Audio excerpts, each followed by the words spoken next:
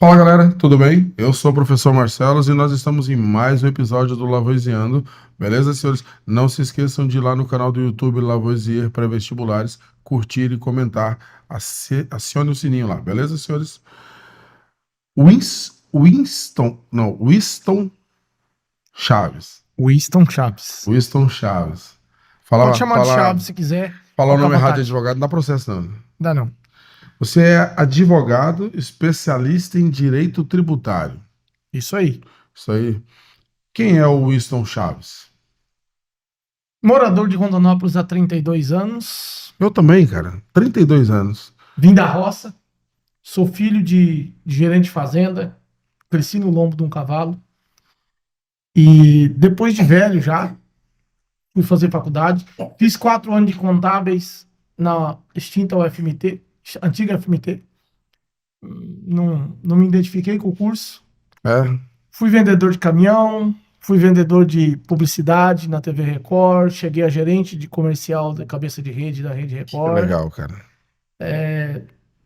Por último, né, tava vendendo caminhão. Fiz concurso para PM 2 vezes, passei. Fiz concurso para PRF, passei. Fiz concurso Banco do Brasil, passei. E não quis tomar foi? posse nenhum.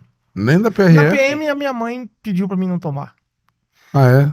E aí, depois de 12 anos vendendo caminhão na Mercedes-Benz do Brasil e na Ford Company, Volvo, montei uma oficina própria, a minha irmã arrumou uma meia bolsa para mim na Unic e eu fui fazer direito. Fiz direito. Ao 6º semestre da faculdade eu já dava palestra sobre direito constitucional, que eu enxergava uma deficiência no direito constitucional, no conhecimento do público com relação aos seus direitos, né? E aí eu criei um projeto Direito, Saber Direito, Direito, saber de direito. saber direito. Direito de saber direito. Isso. Era palestra gratuita para alunos do ensino médio. E aí eu fui nas escolas, falando com os diretores, falando, quero dar uma palestra aí para a sua turma do ensino médio aí, sobre direito constitucional. Separei um conteúdo de os 6 primeiros artigos da Constituição Federal. Era o suficiente, dar uma palestra de 1 hora e meia. E a primeira escola que eu dei a essa palestra foi a Escola Nunes Rocha. Eles colocaram os alunos lá no auditório e eu comecei a dar uma palestra todo chique, todo fofo. Dar uma palestra, o guri me levanta a mão lá no meio do povo e pergunta: tio, o que é direito constitucional? O que é Constituição Federal? Eu dei uma desmontada e tive que fazer um improviso ali e começar lá atrás na história do direito, mostrar a hierarquia legislativa, enfim. Mas foi bacana, foi uma experiência muito boa para a oratória e também para o próprio conhecimento. Os 6 primeiros artigos da Constituição têm assunto para muitos podcasts, muitas postagens no Instagram, muitas palestras. Legal. Aí você passou na OAB? Passei na OAB depois da segunda fase. A primeira fase eu passava nas primeiras que fazia. A segunda fase eu enroscava. Tem um movimento até, vamos dizer, considerável, querendo eliminar a prova da OAB? A OAB é uma entidade muito forte. Tá? Ela é muito presente hoje. Aliás, das entidades de classe, ela só perde para o Conselho de Corretor de Imóvel, em termos de organização É mesmo? e de poder social. Porém, é a única entidade que tem previsão em lei que ela pode defender os interesses de qualquer do povo sobre qualquer assunto. O requisito é que seja um assunto de cunho social, que não seja individualizado, porque daí é a postulagem do advogado, né? Mas é a única, por exemplo, que poderia tomar posicionamento de forma judicial numa situação política. Um exemplo. Tanto que o fez na ditadura militar. Sim. Tanto que fez em diversos momentos do momento político brasileiro, né?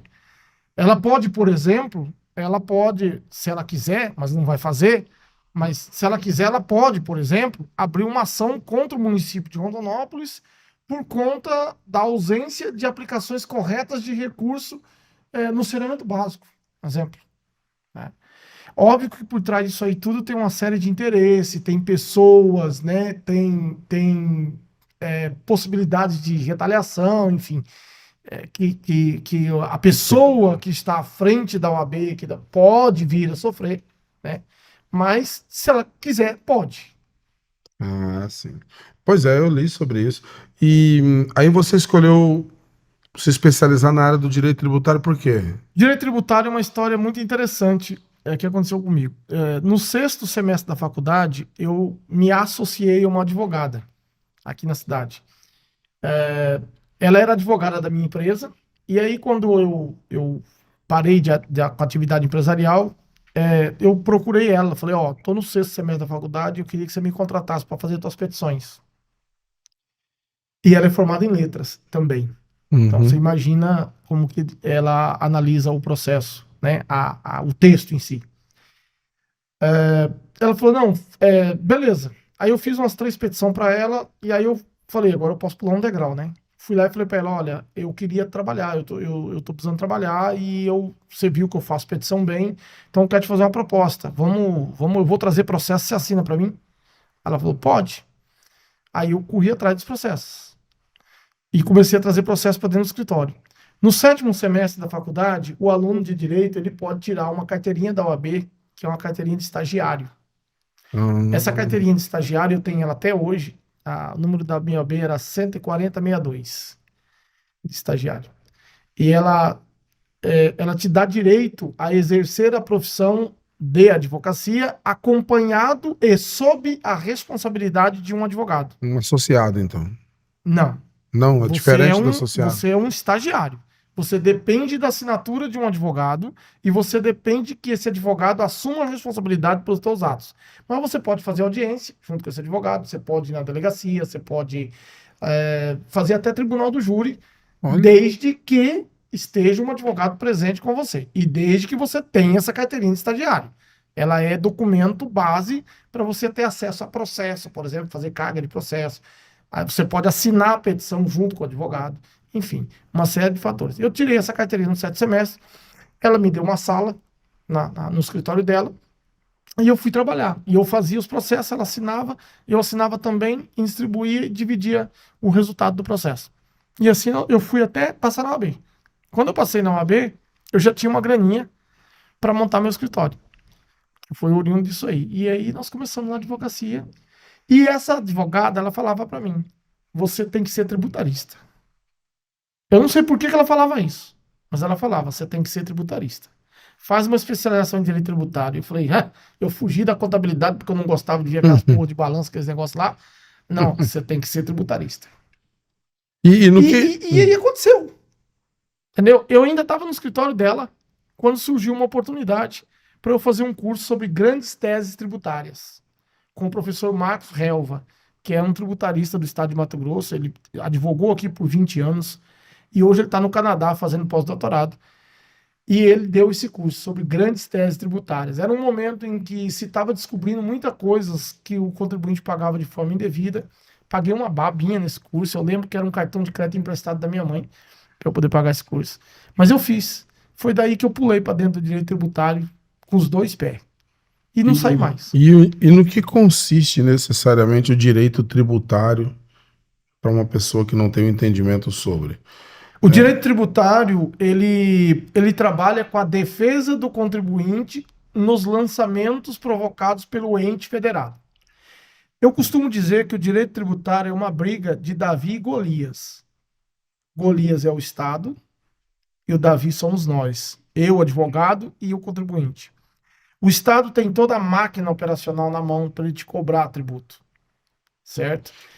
O tributo ele não é ele é o imposto que o Estado cobra. Pode ser um imposto, pode ser uma taxa e pode ser uma taxa de contribuição. Qualquer coisa que o Estado cobre de Então, você é tratado como tributo. isso. É importante conceituar isso, Marcelo, porque é o seguinte: eu canso de ver policial, professor, repórter de televisão falar assim: é, eu paguei o imposto da minha iluminação. Tinha que acabar com o pedágio porque eu pago IPVA. Cara, não tem nada a ver uma coisa com a outra. É um negócio totalmente diferente. Tributo é o gênero. Hum. Imposto, taxas, taxa de contribuição são espécies, tá? Então, dentro Entendi. da casa tributo, eu tenho o imposto, eu tenho a taxa e eu tenho a contribuição. Cada um dentro da sua Então, já especialidade. vou explicar. Imposto. Tudo que é recolhido de forma genérica para manter a máquina pública. O imposto, ele não tem destinação fixada em lei. Ele não tem destinação correta. O imposto vai para o cofre público e ele serve para manter a máquina pública, certo? Taxa, ela é destinada, por exemplo, taxa do lixo. Taxa do lixo. Ela é destinada para cobrir as despesas de coleta de lixo. Taxa de alvará. Ela é disposta em lei para que se você obtenha um alvará, tá? Contribuição. Contribuição é algo que se cria por lei para uma determinada função. Por exemplo, CSLL, Contribuição Social sobre o Lucro Líquido. É uma contribuição previdenciária. Ela vai para quê? Para compor os cofres da Previdência. PIS, CONFINS, é uma contribuição previdenciária. O INSS, que é pago pelo patrão quando contrata você e é deduzido do teu salário quando você é CLT. Uhum. Vai para o INSS, então uma contribuição. Contribuição de melhoria é quando o prefeito vai lá no teu bairro e constrói uma praça em frente à tua casa e por isso o teu IPTU ficou mais caro. Então é uma contribuição de melhoria que ele cobra, Isso eu já ouvi falar. mas não é o IPTU. Não, O IPTU é não é imposto, IPTU. Uhum. certo? O IPTU é imposto. Ele vai para a prefeitura para cobrir as despesas do administrativo da prefeitura. Mas ele pode cobrar uma taxa de melhoria, porque ele construiu uma praça na frente do seu imóvel e isso valorizou o seu imóvel. Desde que fique provado que o seu imóvel está valorizado, desde que fique provado que aquela praça foi a causa da valorização do seu imóvel. Ele pode cobrar uma contribuição de melhoria para você. Aí você falou do IPVA, por exemplo, que as pessoas têm a ideia de achar que o IPVA, eu já li e já conversando com pessoas me falaram, eu não sei te dizer se é verdade, que ele é dividido entre estado e município. Sim, Então ele é para essa máquina que você falou, ele não tem exatamente. destinação, então. Todos os tributos têm percentuais de divisão. Por exemplo, exceto os municipais. Municipal é municipal, morreu a história, certo? Uhum. Mas o ITR, por exemplo, Imposto Territorial Rural, que o fazendeiro paga por ter propriedade rural. Esse imposto, 40% dele fica para o município. Tanto é que existe uma lei que permite que o município faça um convênio com a Receita Federal para o município arrecadar o ITR. Então, o município já tira o dele ali e dá o do governo federal, certo? ICMS. ICMS, que é Imposto de Circulação sobre Mercadoria e Serviço de Transporte e de Telecomunicações. Só esses dois serviços. Incide ICMS. ICMS é de competência do Estado. Parte desse ICMS arrecadado no município fica para o município. Então, por exemplo, o comércio em Rondonópolis recolhe ICMS para o estado de Mato Grosso. Então, R$ 1 milhão é arrecadado de ICMS em Rondonópolis para o estado de Mato Grosso. 25% desse R$ 1 milhão fica para o município de Rondonópolis, a título de participação no imposto estadual. Vai para a administração da máquina pública, certo? E como IPVA. IPVA? E é um imposto de arrecadação estadual. A competência é do Estado, de colocar as alíquotas, de criar as normas e os procedimentos de recolhimento. Mas parte do IPVA fica para o município. Dos carros do município, né? Óbvio. Dos carros. E como nós, contribuintes, a população em geral, tem acesso a essas informações? Assim? Existe o portal da transparência e existe o portal público. Transparência.org, aquele que... Lá você vê e tem também os portais específicos. Por exemplo, se você entrar hoje no IBPT, Instituto Brasileiro de Planejamento Tributário, você tem todas as informações tributárias de cada município em tempo instantâneo, em tempo real. Eu consigo botar para você no monitor aqui, com acesso à internet, eu consigo botar para você o que exatamente agora está sendo arrecadado no município de Rondonópolis. de É por isso que tributo. tem esses impostômetros ligados. Exatamente. Tinha um ali na Exatamente. esquina, o Exatamente. impostômetro. Tem um em São Paulo, bem famoso também. Exatamente. O de São Paulo é do IBPT. Ah, eu já me perdi nessas siglas que você falou, cara. Eu já me perdi, porque eu tento entender as siglas, quando eu vejo outra, eu tento procurar saber o que Então que vamos é falar na e o sigla que você tá significado. mais, que mais tem a ver com você. Não, vamos não. IPVA e imposto de renda. Então, imposto, você tem carro, não tem? Tenho. Não tá no meu Então, nome, mas tenho. hã? Tenho. Então, o que que acontece? Você é um contribuinte de IPVA. Qual que é o fato gerador do IPVA? É a propriedade de veículo. A partir do momento que você comprou um veículo, você criou um fato gerador de IPVA. Certo? Eu às vezes me pergunto, e como quando eu digo que eu sou leigo mesmo, por que que quando o carro é considerado um bem meu, assim como uma TV minha, por que que eu tenho que pagar todo ano o imposto? Porque a lei diz que tem que pagar. É só porque a lei Simples assim. diz. É. Não existe tributação, não existe tributação sem lei que o regulamente.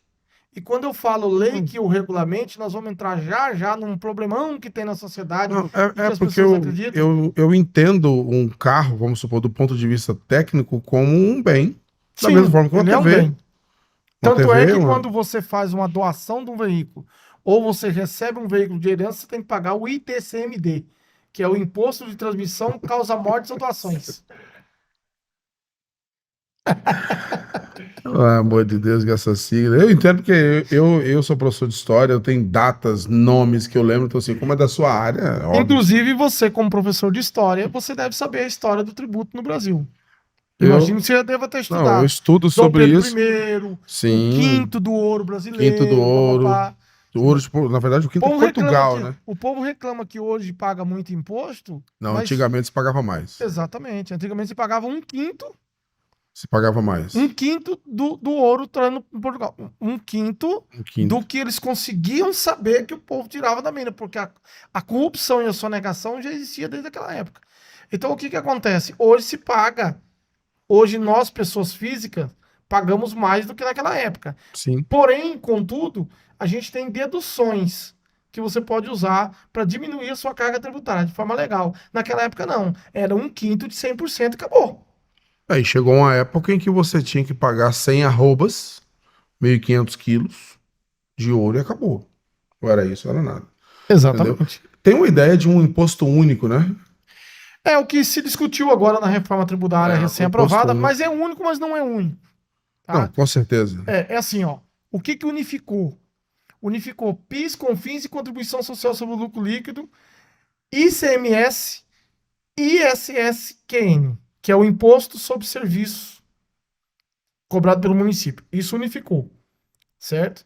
Mas o INSS, as contribuições previdenciárias, certo? Exceto o PIS e CONFINS, que é uma contribuição previdenciária, as contribuições previdenciárias diretas, que é INSS e CSL, não, perdão, o INSS em si não unificou.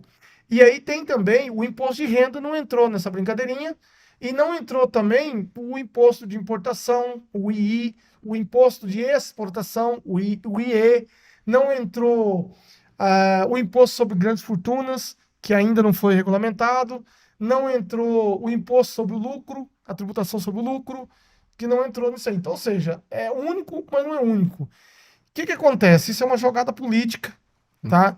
No sentido de poder. Quando você concentra a arrecadação num único local, no caso aí no governo federal, certo? O governo federal passa a ter um poder imenso. Isso é muito perigoso, tá? Inclusive, isso aí na reforma tributária, eu fui veementemente contra, fiz alguns artigos a respeito do assunto e quando dá a oportunidade de participar da Comissão de Direito Tributário da OAB que participei, eu fui crítico disso. Eu penso o seguinte, se é para unificar, então vamos unificar no município. Entendeu? Uhum. Que o vereador tá perto, que o povo tá perto, certo? Entendi. Né? Então, o que que acontece?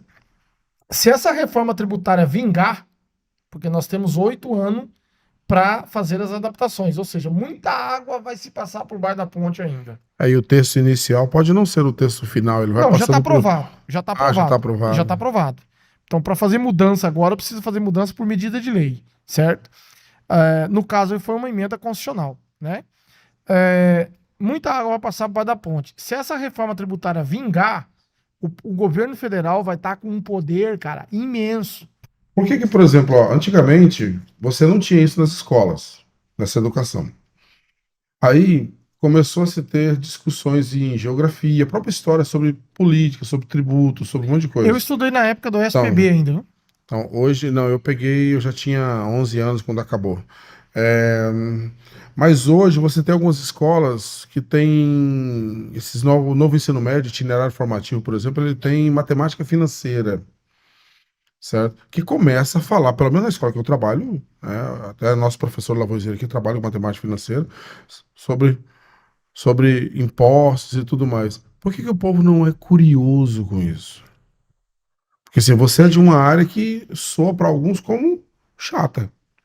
Fala de Não, os tributo, advogados não gostam. Os fala de caras falam, você é tributo, doido, você é fala de tributarista. lei, fica esse monte de sigla que eu já esqueci todas também. Que você falou. Para você ter uma ideia, na última vez que eu fui apurar, isso tem mais ou menos um ano atrás, nós éramos em 14 tributaristas no estado inteiro, dono de escritório. Existem outros tributaristas que trabalham em escritórios que exercem a função de tributarista, mas dono de escritório e conhecido como tributarista, porque assim, é muito fácil, hoje se conta no dedo e você fala o nome de todo mundo. Porque assim, as grandes causas, aí você tem aquele que teve um pouquinho mais de sorte, pegou um grupo Bom Futuro da vida, pegou um grupo Mágico da vida aí para resolver uma demanda de bilhões tributária. Esse cara fica conhecido no mundo. Mas, em regra geral, todo tributarista é conhecido. Todos os advogados conhecem o tributarista. Por quê? Porque ele, primeira coisa, ele demanda causas normalmente bilionárias. Tá? Assim, você é conhecido na comarca porque você está demandando coisas de valores vultuosos, certo? E também é conhecido na comarca e é respeitado pelos outros profissionais porque o direito tributário é tido como uma matéria de um grau de complexidade elevada. Não é. Não é.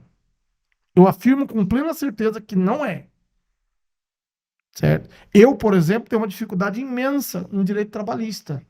Eram as minhas piores notas na faculdade e eu não sei nem de que lado senta numa mesa de audiência da Eu justiça que estudo trabalhista e eu não história, tenho vergonha de trabalhar isso, porque eu sou especialista em direito tributário. Direito tributário, se você falar para mim, Winston, me dá uma aula de direito tributário, eu quero um canetão e um flip art. Eu não preciso de Vadimeca, eu não preciso de livro, não preciso de internet, não preciso de nada, eu te dou uma aula de direito tributário. Agora, se você pedir para mim te dar dar uma aula de direito civil, alguma coisa, ou de direito trabalhista, então eu nem olho para você falar para mim dar uma aula de direito trabalhista. Não sei de que lado senta. A especialização, Marcelo, é um negócio importante. Eu vou te dar um exemplo prático. A Edu Vale, em Jaciara, me chamou para me dar aula lá. E me chamou para me passar na banca deles. Só que eles pediram para mim dar uma aula de direito de sucessão. Eu falei para ele, cara, nunca ouvi esse termo, desculpa. direito de sucessão, direito civil. Direito de sucessão, herança, Ah, tá. certo? Direito de sucessão. Isso. Peguei o contexto. Eu falei para eles, porque assim, uma das minhas especializações, eu sou especialista em holding, que é uma ferramenta de planejamento tributário. Tá? E lá tem a sucessão, que você pode fazer o planejamento sucessório em vida. Ou seja, eu consigo dividir o patrimônio de um patriarca, cada um com o seu quinhão, de forma em vida, e quando ele falecer já está dividido. Então não tem um imposto de transmissão causa morte e doação, que é um absurdo. No Mato Grosso vai de 4,5% a 8% sobre o valor do patrimônio. Tá? Então o que acontece? Eles me chamaram para dar essa aula porque eles viram uma entrevista minha na televisão falando sobre direito sucessório. Mas eu falei direito sucessório na entrevista no que tange ao planejamento sucessório através de uma holding patrimonial, certo? Eu falei, cara, eu não manjo. Não, doutor, o senhor manja, dá uma aula para nós. Tá. Aí eu fui dar uma aula na banca, aconteceu uma série de problemas, meu notebook não funcionou, meu slide não abriu. Eram Enfim, sinais. entendeu? Beleza. Mas eu dei a aula. Poderia ser um sinal. Eu dei a aula. E aí todo mundo elogiou. Quando chegou na coordenadora pedagógica, ela falou assim: o senhor poderia ter usado o quadro, o senhor poderia ter feito uns riscos aí. Falei, poderia, professora. Poderia. Mas eu avisei o professor aí, o coordenador de direito, que eu não manjo, que a minha área é direito tributário. Se a senhora pedir agora para mim dar uma aula de direito tributário para a senhora, eu vou riscar esse quadro todinho aqui e vocês vão sair daqui sabendo o básico de direito tributário. Por que eu trouxe essa questão? Por causa da especialização. Eu sou especialista em direito tributário. O meu escritório hoje eu tenho criminalista, eu tenho direito civil, mas eu tenho advogados especialistas nessas áreas que atendem esses clientes. Eu atendo direito tributário. É assim, ó, Fácil, é só para fácil. abrir um parênteses. Na verdade, a profissão, ela é personalíssima, tá? Então, o cara que vai lá no meu escritório para a gente fazer um inventário, por exemplo, eu tenho lá a doutora Soraya, que cuida do inventário, só que ele não tá indo lá para casa da doutora Soraya. Ele tá indo lá por causa de mim, por causa do Winston. Ele confia em mim, em mim. Se der um problema, ele vai vir para cima de mim. Ele não vai na doutora Soraya. Então, assim, eu sou tributarista, mas para o povo lá fora, não importa muito. Eles querem um advogado, entendeu? Com certeza. Eu sempre ouço falar em direito tributário, eu não entendo nada. Quase nada. Lindo. Quase nada. Eu olho, precisei entender quando se fala de imposto de renda, eu tive que entender. Fui obrigado a entender, entendeu? Aí eu fui atrás de tudo. Muitas coisas eu questiono e tudo mais. Mas eu volto a dizer, isso deveria ser de acesso fácil. Deveria ser de acesso fácil. Porque você chega na prefeitura, por exemplo, você olha para os dois lados, tem só siglas, né? Muita coisa ali está ligada a tributos. E ninguém sabe de nada, né? E a pessoa, ela te dá uma sigla, ele te dá uma como resposta para você procurar uma outra sigla. Trazer o assunto, igual eu te falei, da matemática financeira. E isso desde pequeno, tentar entender processos jurídicos, tentar entender o porquê que o próprio direito no Brasil, né? Onde encontrar Winston Chaves? O meu escritório aqui em Rondonópolis fica ali na rua Rio Branco, do ladinho do fórum, lá de cima do fórum, na comarca, no Magno Centro de Profissionais. E em Primavera do Leste, na Avenida Cuiabá, esquina com a Avenida Amazonas, no primeiro andar. E nas redes sociais, estou em todas. LinkedIn, Kawaii, Instagram, Facebook, YouTube, nós temos um canal no YouTube. E no meu telefone. Qual é o nome do canal do YouTube? Winston Chaves. Winston Chaves. Fala de direito tributário. Direito tributário, só direito tributário. Palestras e cursos que eu dou também estão lá. Winston, eu agradeço o papo. Muito legal. Temos aqui um pequeno Mimo. do Obrigado. Lavoisier pré-vestibular. Certo? 66 Fala 99942 9954. Isso aí, Qualquer Winston. dúvida, qualquer coisa, manda um WhatsApp lá. Eu não tenho problema em ensinar ninguém, não. Eu agradeço o papo, tá joia? Galera, esse foi mais um episódio do Lavoisiando, tá? Vá no YouTube, Lavoisier Cursos, clique, comente, ative o sininho. Fechou, galera?